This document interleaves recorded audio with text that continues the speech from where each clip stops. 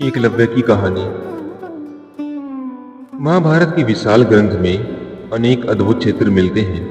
पांडव, कौरव, द्रौपदी, भीष्म कांड, अर्जुन जैसे नामक इतिहास में धर्म ग्रंथों में अमर हैं। लेकिन इन महान योद्धाओं और राजवंशियों के बीच एक ऐसा भी नाम है जो साधारण परिस्थितियों से उठकर केवल अपनी लगन और तपस्या से धनुर्विद्या का अद्वितीय उदाहरण बना। यह नाम है एकलव्य। एकलव्य का चरित्र केवल महाभारत एक प्रसंग नहीं, बल्कि यह त्याग, समर्पण, अनुशासन और सच्चे शिष्यत्व का प्रतीक है। उसकी कहानी हमें यह सिखाती है कि सीमाएं और परिस्थितियां कभी किसी इंसान की महानता को नहीं रोक सकती। एकलव्य का जन्म निषादाय हिरण्यधनु के घर में हुआ था। निषाद जाति उस समय जब समाज में शिकार करने और वनवास में रहने वाली मानी जाती थी। यह लोग जंगल में रहते थे, प्रकृति के करीब थे और तीर कमान चलाने में निपुण थे। हिरण्यधनु स्वयं अपने राज्य का वीर और दक्ष शासक था। बालक एकलव्य का पालन पोषण जंगलों में हुआ। बचपन से ही उसने शिकार करना, पशु पक्षियों की आदतें समझना और तीर कमान चलाना सीख लिया। उसकी दृष्टि हमेशा धनुष बाण पर टिकी रहती। जहां अन्य बालक खेलों में रमते थे, वहीं एकलव्य पेड़ों के पीछे छिपकर तीर चलाने की कला में अभ्यास करता। माँ बाप अक्सर कहते, बेटा तू तो जन्मजात धनुधर है, तेरे हाथों में तीर कमान ऐसे लगता है मानो भगवान ने खुद बनाया। लेकिन एकलव्य के मन में केवल शिकार करने की लालसा नहीं थी, उसका सपना था कि वह भी महान धनुधर जैसा बने। एकलव्य ने सुना कि हस्तिनापुर में आचार्य द्रोणाचार्य नामक महान गुरु थे। वे राजकुमारों, पांडव और कौरव को युद्ध कला और धनुर्विद्या सिखाते हैं। उनकी ख्याति दूर दूर तक फैली हुई थी। एक दिन बालक एकलव्य ने अपने पिता से कहा, पिताजी मैं आचार्य द्रोणाचार्य से शिक्षा लेना चाहता हूं। यदि मैं उनका शिष्य बन जाऊं तो मैं अर्जुन जैसा महान धनुधर बन पाऊंगा। पिता ने सोचा, द्रोणाचार्य राजकुमारों को शिक्षा देते हैं, वे भला किसी निषाद पुत्र को शिष्य क्यों बनाएंगे। लेकिन पुत्र की लगन देखकर वे मना नहीं कर पाए, क्योंकि उन्होंने कहा, ठीक है बेटा, जाकर प्रयास कर, लेकिन याद रख किसी भी महान कार्य के लिए संघर्ष करना पड़ता है। एक दिन एकलव्य अपने धनुष बाण के साथ हस्तिनापुर पहुंचा। वहां उसने देखा कि राजकुमार विशाल मैदान में आचार्य द्रोणाचार्य से शिक्षा ले रहे हैं। अर्जुन, भीम, दुर्योधन, युधिष्ठिर, नकुल, सहदेव सब ध्यान से सीख रहे थे। एकलव्य उनके सामने जाकर झुक गया और बोला, गुरुदेव मैं एकलव्य, निषाद पुत्र, मैं भी आपसे धनुर्विद्या सीखना चाहता हूँ। कृपया करके मुझे अपना शिष्य बना लीजिए।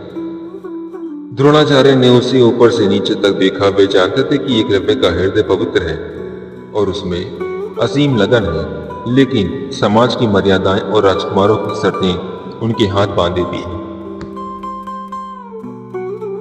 उन्होंने कहा, पुत्र मैं केवल राजकुमारों और राजवंशियों को शिक्षा देता हूँ। तू वनवासी है, निषाद कुल का है, मेरे लिए तुझे शिष्य बनाना संभव नहीं है।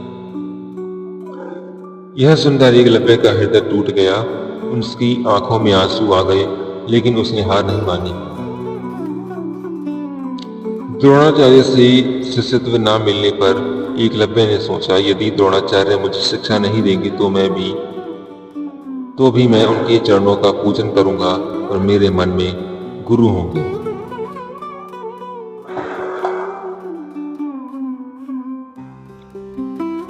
वह अपने वन लौट आया।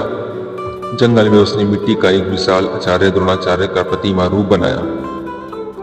उस प्रतिमा के सामने उसने प्रणाम किया और निश्चय किया, अब मैं इसी गुरु की मूर्ति को साक्षी मानकर अभ्यास करूंगा। यही मेरे मार्गदर्शन होंगे। और फिर शुरू हुई उसकी तपस्या। दिन रात, धूप बरसात की परवाह किए बिना वह तीर कमान का अभ्यास करता। जब वह चूक जाता तो वह मेहनत करता। उसने जंगल के पशु पक्षियों, पेड़ों, बहते पानी और हवा की आवाजों को अपना साथी बनाया।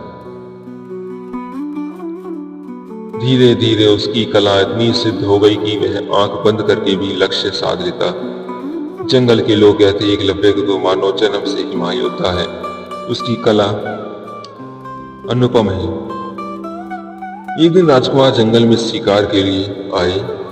उनके हाथ द्रोणाचार्य भी थे उनके साथ। वहां उन्होंने देखा कि एक कुत्ता बिना घायल हुए केवल उसके मुंह को तीरों से इस प्रकार बंद कर दिया था कि वह भौंक भी नहीं पा रहा था। सब चकित रह गए। अर्जुन ने गर्व से कहा, गुरुदेव, यह तो अवश्य मेरी ही कला होगी। दुनिया में मुझसे बड़ा धनुर्धर कोई नहीं। लेकिन द्रोणाचार्य मुस्कुराए बोले, नहीं अर्जुन, यह तीर किसी और का है। देखो वहां एक बालक खड़ा है। वह एकलव्य था।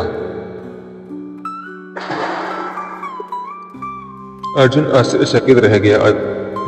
द्रोणाचार्य ने पूछा, पुत्र, तूने यह अद्भुत विद्या किससे सीखी? एकलव्य ने हाथ जोड़कर कहा, गुरुदेव, मैंने आप ही से यह विद्या सीखी। भले ही आपने मुझे शिष्य नहीं बनाया, लेकिन मैंने आपकी प्रतिमा बनाकर उसी से शिक्षा प्राप्त की है। आप ही मेरे गुरु हैं। द्रोणाचार्य एक और गर्वित हुए कि उनकी प्रतिमा ने कभी इतना महान शिष्य बनाया। दूसरी ओर से वे सोचने लगे कि यदि यह निषाद पुत्र इतना बड़ा धनुर्धर बन गया तो अर्जुन का श्रेष्ठ धनुर्धर बनने का स्वप्न अधूरा रह जाएगा। मैं तो अर्जुन को ही महानता बनाना चाहता हूं। उन्होंने एकलव्य से कहा, पुत्र, यदि मैं तेरा गुरु हूं तो क्या तुम मुझे गुरु दक्षिणा देगा? एकलव्य खुशी से झुक गया। गुरुदेव, आप जो भी मांगेंगे मैं दूंगा। मेरी जान भी ले लीजिए तो भी मैं त्याग दूंगा। द्रोणाचार्य ने कठोर स्वर में कहा, तो तुझे तेरे दाहिने हाथ का अंगूठा दे दे, यही मेरी गुरु दक्षिणा होगी। सारा वन स्तब्ध रह गया।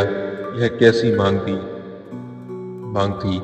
एक धनुर्धर के लिए अंगूठा ही उसकी शक्ति का आधार होता है। लेकिन एकलव्य ने बिना ही किसी विलंब के हंसते हुए अपना दाहिना अंगूठा काटकर द्रोणाचार्य को अर्पित कर दिया। उसने कहा, गुरुदेव, आज से मेरा अंगूठा आपका है। मेरी कला अधूरी हो या सकती है, लेकिन मेरी भक्ति कभी अधूरी नहीं होगी। साथ अंगूठा खो देने के बाद भी एकलव्य ने अभ्यास नहीं छोड़ा। उसने अपने बाएं हाथ से तीर चलाना सीखा। उसने धनुर्विद्या के नए तरीके खोज निकाले। भले ही उसकी गति और निपुणता पहले जैसी नहीं रही, लेकिन उसकी लगन और समर्पण में कोई कमी नहीं आई। जंगल के लोग कहते एकलव्य के जैसे शिष्य और योद्धा का जन्म युगों युगों में होता है। यह तो देवताओं का भी आदर्श है। महाभारत युद्ध में एकलव्य ने प्रत्यक्ष रूप से पांडवों को कौरवों के साथ ही लड़ा। लेकिन कहा जाता है कि वह जरासंध और मगध साम्राज्य की ओर से लड़ा। अर्जुन और भीम ने युद्ध में उसका सम्मान किया। एकलव्य ने बाएं हाथ से भी इतनी वीरता दिखाई कि उसको अर्जुन को पसीना आ गया। अंततः उसे भीम ने परास्त किया। कहा जाता है कि युद्ध भूमि में एकलव्य ने अपने गुरु और धर्म का आदर किया। उसने कभी भी छल से युद्ध नहीं किया। उसकी मृत्यु भी वीरता से हुई। सच्चा शिष्य वही है जो परिस्थितियों की परवाह किए बिना अपने गुरु और ज्ञान के लिए समर्पित होता है। लगन और परिश्रम किसी भी इंसान को महान बना देती है, चाहे वह किसी भी कुल का हो या जाति का क्यों ना हो। त्याग और जाति की भक्त शर्म सीखा गया हो। सच्चा शिष्य वही है जो परिस्थितियों की परवाह किए बिना अपने गुरु और ज्ञान के प्रति समर्पित रहता है। लगन और परिश्रम किसी भी इंसान को महान बना सकते हैं, चाहे वह किसी भी कलयुग या जाति का क्यों ना हो। त्याग और भक्ति की चरम सीमा एकलव्य के क्षेत्र में दिखती है। समाज ने उसे राजसी शिक्षा से वंचित किया। उसने उसे स्वयं अपनी राह बनाई। आज एकलव्य को स्वाभिमान और आत्मनिर्भरता का प्रतीक माना जाता है। यह हमें बताता है कि अगर कोई रास्ता बंद हो तो खुद नया रास्ता बनाओ। वह समाज में समानता का प्रतीक है। वह यह संदेश देता है कि किसी का महानता पाने का अधिकार केवल जन्म से नहीं बल्कि परिश्रम से होता है। एकलव्य की कथा केवल महाभारत का प्रसंग नहीं बल्कि यह मानव जीवन का आदर्श है। उसने अपने अंगूठे का त्याग करके यह दिखा दिया कि भले ही शरीर की सीमा हो लेकिन मन की लगन अमर होती है। उसका नाम आज भी अमर है। जहाँ जहाँ विशाल त्याग, सशक्त समर्पण और आत्मनिर्भरता की बात होती है वहाँ एकलव्य का स्मरण अवश्य किया जाता है। धन्यवाद।